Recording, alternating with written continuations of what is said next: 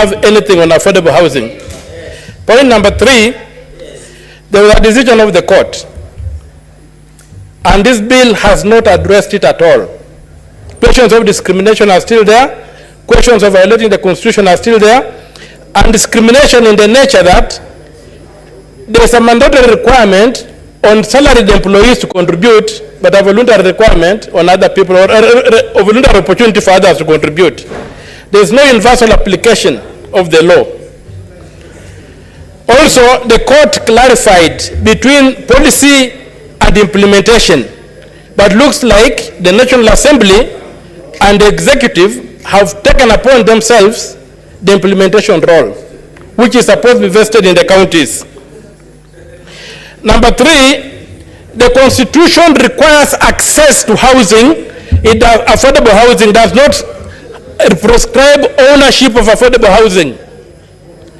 And all over the world, the state is always required to provide access, not ownership to housing. So where the Kenyan government is getting the impression that it can expand the Constitution or the Parliament, I don't know. Access cannot be read to mean ownership. So the entire act violates Article 43, Clause 1, Clause B, upon which it is proposed to be anchored. Article, it's also an arbitrary denial of arbitrary deprivation of property from the salaried employees to demand that they should part with salaries in a forcible fund. It's a mechanism of forcing people into associations contrary to the Constitution. This thing is unconstitutional, and it will remain unconstitutional whatever color it takes, whatever shape it takes, whatever test it takes. It's unconstitutional. And finally, it's most unfortunate that we are debating an important bill and members are given only 4 minutes. It is not possible to give your ideas, to ventilate this bill in 4 minutes. If we are extending the time to a point when we are doing that, why are we giving ourselves 4 minutes? Why are we muscling? Why are we gagging people who would like to ventilate the bill? So I would like that to go on record that it was a wrong thing to do, to gag members by limiting the time by which they can debate. And I also support Senator for Isiolo, for Garissa, who said that the bill violates the principles of Islamic religion, which are specifically exempted under the Constitution when making bills. Thank you very much. Senator Gloria Uroba. Thank you. Thank you, Mr. Speaker. I want to proudly support the affordable housing, Mr. Speaker. And not just because it creates jobs for the youth. Not just because it creates jobs, Mr. Speaker. I want to support this because it is what Kenya needs, Mr. Speaker. And by the way, we need to be alive to the fact that change is inevitable. Yes. Senators from the opposition need to understand that an election was won based on promises that were given to Kenyans. One of the promises being affordable housing. Mr. Speaker, and I have even heard Senator Ledama try to explain how we should not do housing because ABCD. And when I was listening to him, I was wondering, these senior members of this house must understand the difference between social housing and affordable housing, Mr. Speaker. We are not talking about social housing. Whatever Senator Ledama was trying to talk about was social housing. And Mr. Speaker, when the Kenya Kwanza government is done with affordable housing successfully, then we are going to move now to deal with the issue of social housing, because even that is necessary. So, Mr. Speaker, as I support this affordable housing bill, I must say again and again and again, change is inevitable and development will be brought to Kenya by force, by fire.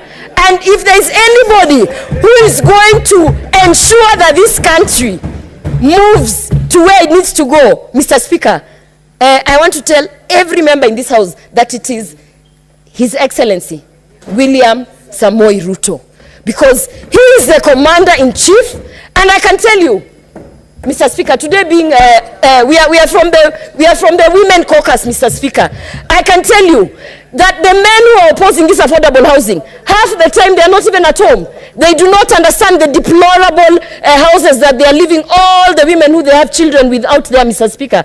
As a woman who is here in this house, Mr. Speaker, we want to live in conditions that are befitting for us women.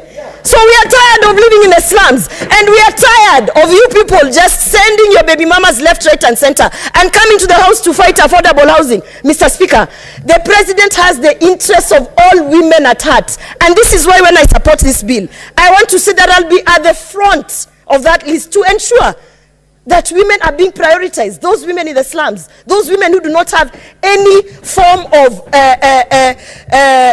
dignified living, Mr. Speaker. So I support this bill, and I urge Senator Ladama to go and read the difference between social housing and affordable housing. Thank you. Senator Okiya Eddie.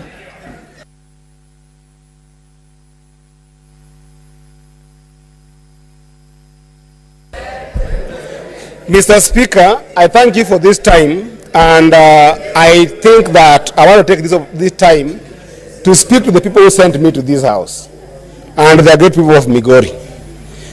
The people of Migori, I want to report to you that in the National Assembly, 2 MPs of Kenya Kwanza, just in this past weekend, went to their villages and chased KRA officials away, opposing a bill on taxation and finance bill that they so much championed for. And I'm telling the people of Migori that I'm in a Senate today that I can see the same trend of people standing to support what is wrong. And I can assure the people of Migori that I want to stand with you, telling you that the way the structure of this bill is, I cannot support it.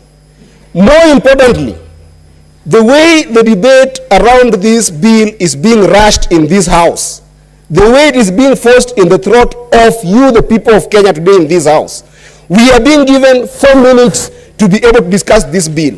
We have been forced to extend the house without participating in the conversation about that particular motion, the people of Migori.